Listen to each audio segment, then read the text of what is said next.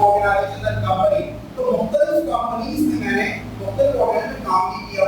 अच्छा, मैंने intermediate complete किया था 2002 में। उसके बाद मैंने 2003 में बीकॉम स्टार्ट किया। जब मैंने बीकॉम स्टार्ट किया बैचलर्स ऑफ कॉमर्स, तो उसमें मुझे कुछ चैप्टर्स के principle of commerce, banking, account, stats, ये सारे। तो प्रिंसिपल ऑफ कॉमर्स हो गया या बैंकिंग हो गया, ये जो सब्जेक्ट्स मेरे कभी भी पढ़ रहा था, you won't believe it, it was like a back of my hand. इतना आसान था मेरे लिए सब चीजों को समझना कि ये कोई चीज नहीं है। क्यों? द रीजन वाज दैट कि जो कुछ इसमें लिखा हुआ था बीकॉम की बुक में, तो ये बीकॉम का स्टूडेंट जिन चीजों को नई चीज समझ के पढ़ेगा, क्योंकि वो अनफैमिलियर होगा उन चीजों से।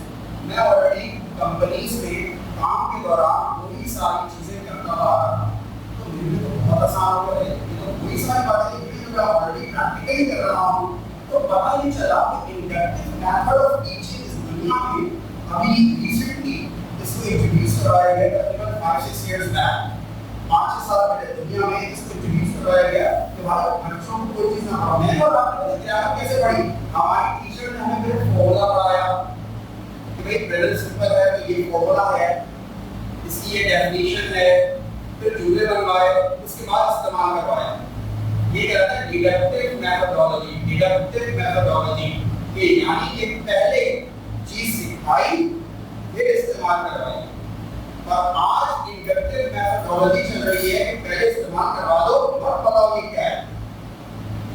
जब आप देख लेंगे हमारा स्टूडेंट इस चीज को इस्तेमाल करना शुरू हो चुका है, मेरा बताओ देखो ये जो बोल रहे हैं ना, आपने ये जो जुमला बोला ये है, ये जुमला तो बोला ये है, ये सेंटेंस बोला ये है, आप ये कह वाह कितना आसान है। So this is the inductive methodology we will follow.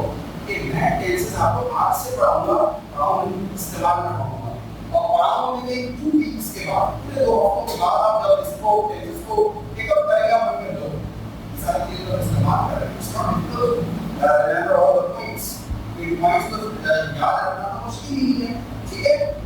बात करोगे यहाँ तक, तो ये था एक रिव्यू पहली क्लास का मैंने आपको दिया।